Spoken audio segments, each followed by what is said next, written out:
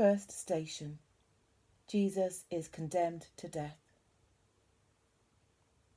We adore you, O Christ, and we bless you, because by your holy cross you have redeemed the world. Jesus was taken in chains to Pilate. The chief priests were accusing Jesus of many things, so Pilate questioned him. "Aren't you going to answer?"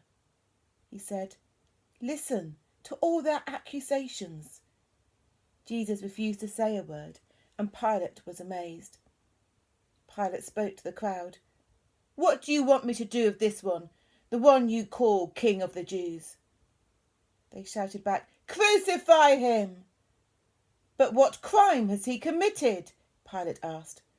They shouted all the louder, "Crucify him!" Pilate wanted to please the crowd, so he set Barabbas free for them. Then he had Jesus whipped and handed him over to be crucified. Pilate asked what crime Jesus had committed. It was a good question. Jesus had annoyed the religious leaders, of that there was no doubt. He had been critical of social and religious structures. He had healed the villagers. He had told stories to the crowds. He was probably a threat to public law and order. But was that enough to condemn him, to end his life? But he would not defend himself. The storyteller was silent now, and the crowd was noisy, and Pilate handed him over to be crucified. Jesus, remember me when you come into your kingdom. Jesus, remember me when you come into your kingdom.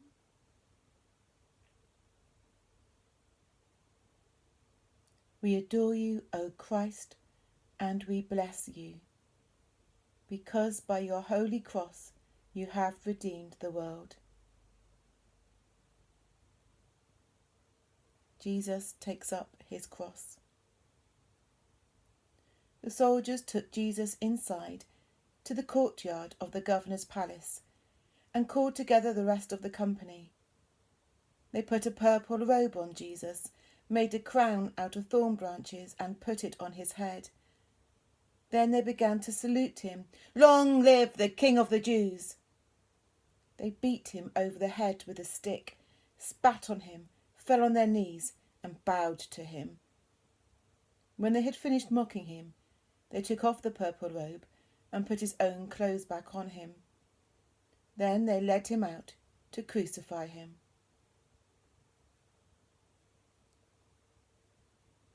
Soldiers, taking the chance for a bit of fun. They'd had a busy day and had a heavy day ahead. Soon they would have to put on their public face, disciplined, controlled, efficient. But for now, a bit of a lark with the lads, with no risk of recrimination. Dead men tell no stories, and Jesus was going to his death.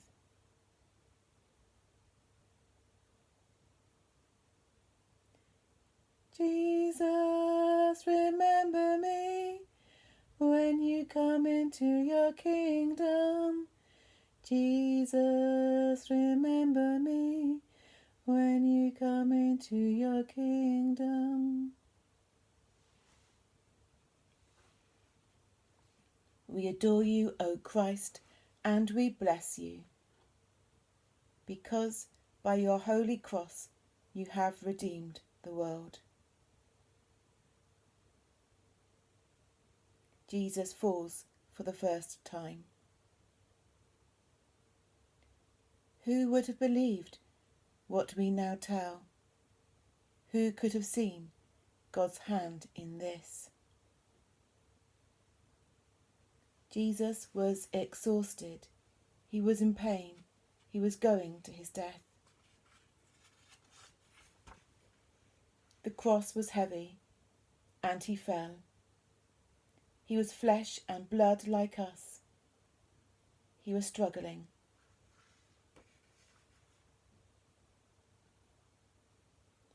Jesus, remember me when you come into your kingdom.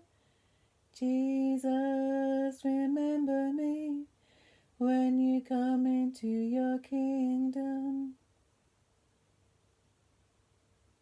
We adore you, O Christ, and we bless you, because by your holy cross you have redeemed the world.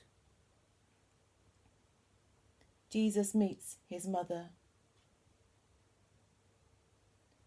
The time came for Joseph and Mary to perform the ceremony of purification as the law of Moses commanded. So they took the child Jesus to Jerusalem to present him to the Lord. At that time there was a man named Simeon living in Jerusalem. Simeon blessed them and said to Mary, "This child is chosen by God for the destruction and salvation of many in Israel. He will be a sign from God, which many people will speak against, and so reveal their secret thoughts. And sorrow, like a sharp sword, will break your own heart."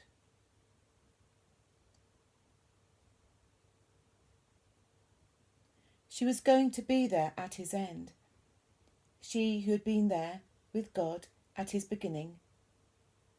She was his mother. She had fed him and cradled him and watched over his growing. Whatever he had said and done, he was still her son, and she would not desert him now. Whatever pain of his she could embrace, she would. And in the meeting of their eyes, there was love, suffering, and shining. Jesus, remember me when you come into your kingdom. Jesus, remember me when you come into your kingdom. We adore you, O Christ, and we bless you, because by your holy cross you have redeemed the world. Simon helps Jesus to carry his cross. On their way through Jerusalem, they met a man named Simon, who was coming into the city from the country, and the soldiers forced him to carry Jesus' cross.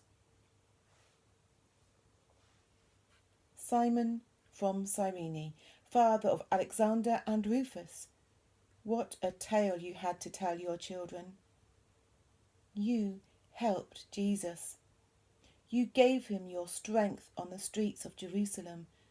Willing or unwilling, you, Simon, have become part of his story, and he part of yours. For you helped him when he needed you. What would we give to be Simon? Jesus, remember me when you come into your kingdom. Jesus, remember me when you come into your kingdom. We adore you, O Christ, and we bless you, because by your holy cross you have redeemed the world. Veronica wipes the face of Jesus. I was hungry, and you fed me, thirsty, and you gave me a drink. I was a stranger, and you received me in your homes, naked, and you clothed me. I was sick, and you took care of me, in prison, and you visited me. Whenever you did this, you did it for me. Wiping faces, dirty faces, faces full of sweat and tears. Faces covered in chocolate and in jam. Wiping faces is something we try to do gently and lovingly, something that soothes and cleanses, something that brings healing. Wiping faces is something we do for those who are young or old or in pain. or in trouble, wanting them to know that they are cherished and loved. And when we wipe the faces of God's little ones, we are wiping the face of God.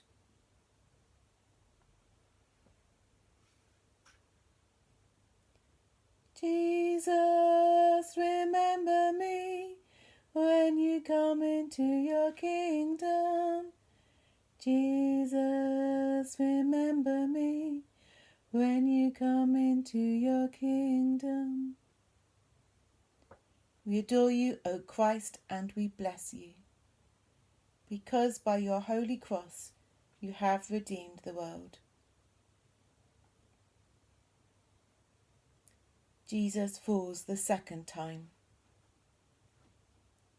Ill-treated and afflicted, he never said a word. Like a lamb led to the slaughterhouse, like a sheep dumb before its shearers, he never opened his mouth. I am finding it hard to watch you, Jesus, to see you struggling, to see you on the ground. Into your silence I want to shout, why do they keep on hurting you? What have you done wrong?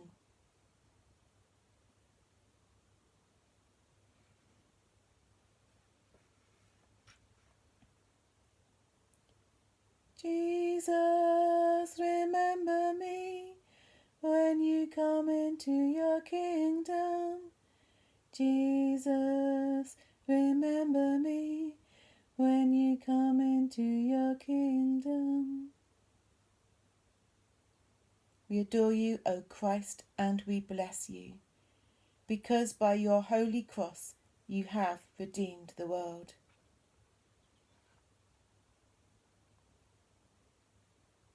Jesus meets the women of Jerusalem.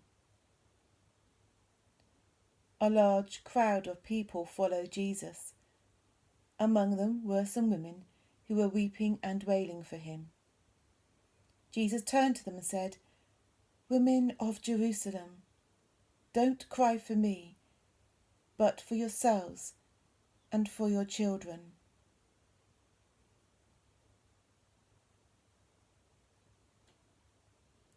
Weep for the mothers and children of Jerusalem, for Israeli and Palestinian, for Jew and Muslim and Christian, for the strangers in their midst. Pray for the peace of Jerusalem. Pray that her people may live together in justice. Pray that all people may live together in peace.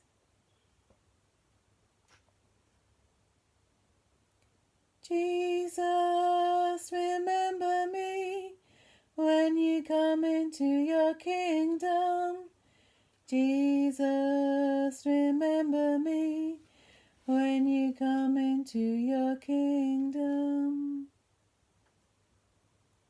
We adore you, O Christ, and we bless you, because by your holy cross you have redeemed the world. Jesus falls the third time. He endured the suffering that should have been ours, the pain we should have borne. All the while we thought that his suffering was punishment sent by God. But because of our sins, he was wounded, beaten because of the evil we did. We are healed by the punishment he suffered, made whole by the blows he received. I am not sure if I can watch this much longer. In his pain, I see my pain, and in his falling, I feel myself falling. In his cross, I am included, for he carried it for me and for my enemies and my friends.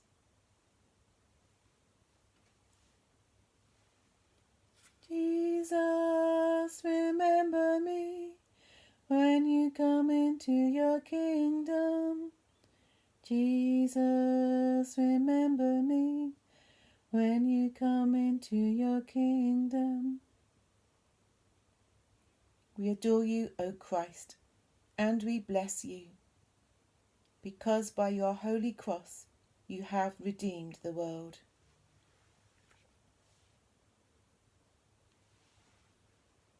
Jesus is stripped of his clothes. They took Jesus to a place called Golgotha, which means the place of the skull. They tried to give him wine mixed with a drug called myrrh, but Jesus would not drink it. Then they crucified him and divided his clothing among themselves, throwing dice to see who would get each piece of clothing.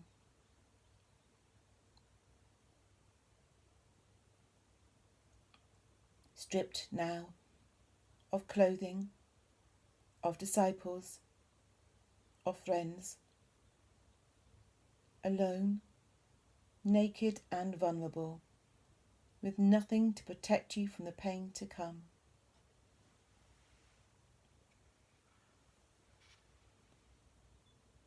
Jesus, remember me when you come into your kingdom. Jesus, remember me when you come into your kingdom. We adore you, O Christ, and we bless you, because by your holy cross you have redeemed the world. Jesus is nailed to the cross. It was 9 o'clock in the morning when they crucified him. The people stayed there watching him. The leaders jeered at him, and the soldiers mocked him. Some women, his friends in Galilee, looked on at a distance. We look on from a distance of time and space and culture.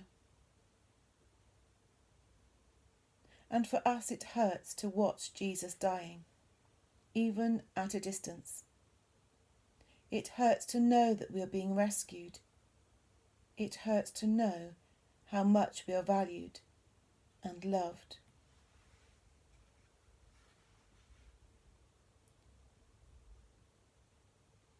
Jesus, remember me when you come into your kingdom.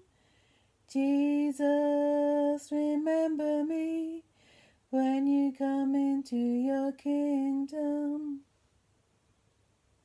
We adore you, O Christ, and we bless you, because by your holy cross you have redeemed the world.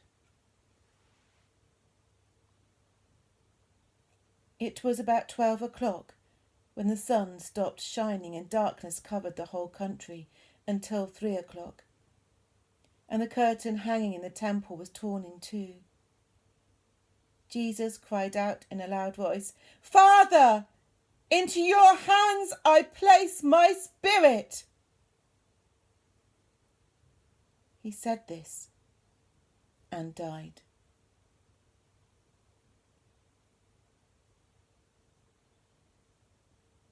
In your hands he placed himself. All that he was, all that he had ever been, all his beauty, all his obedience, all his loving. In God's hands he placed himself. He was returning to his Father. He was going home.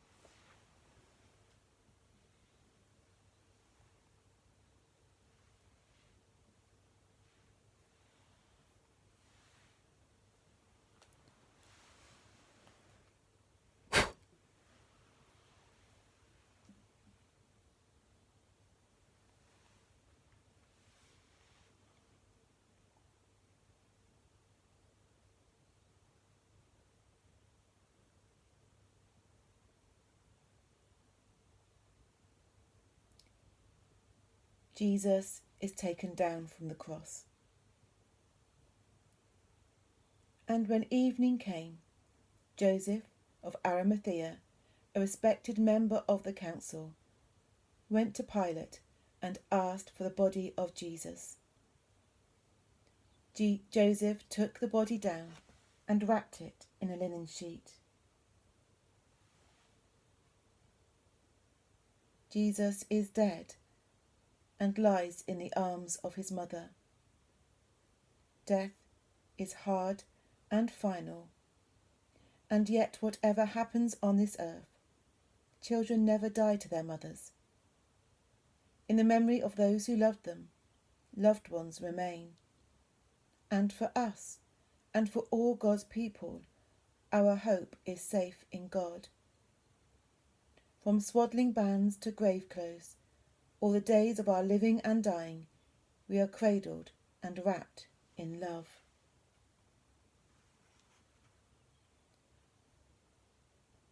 Jesus, remember me when you come into your kingdom. Jesus, remember me when you come into your kingdom.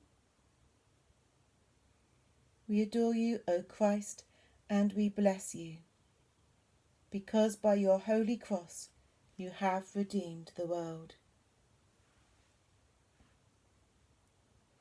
Jesus is laid in the tomb.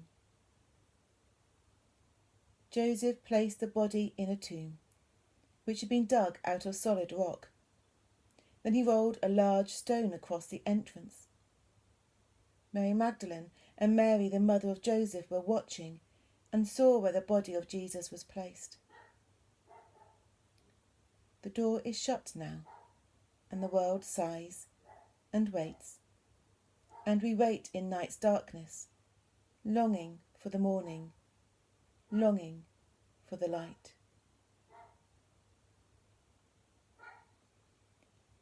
Jesus, remember me when you come into your kingdom.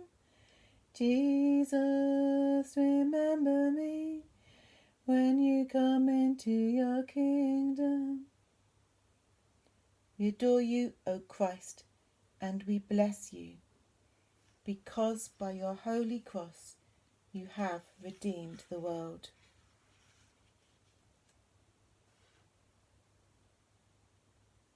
After the Sabbath was over, Mary Magdalene, Mary, the mother of James, and Salome brought spices to anoint the body of Jesus.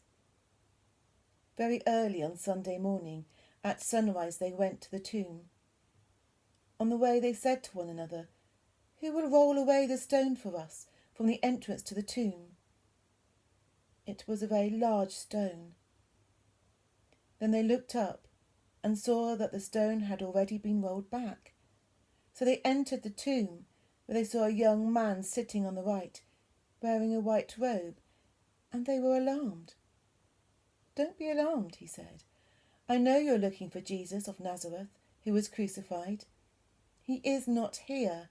He has been raised. Look, here is the place where they put him. Now go and give this message to his disciples, including Peter.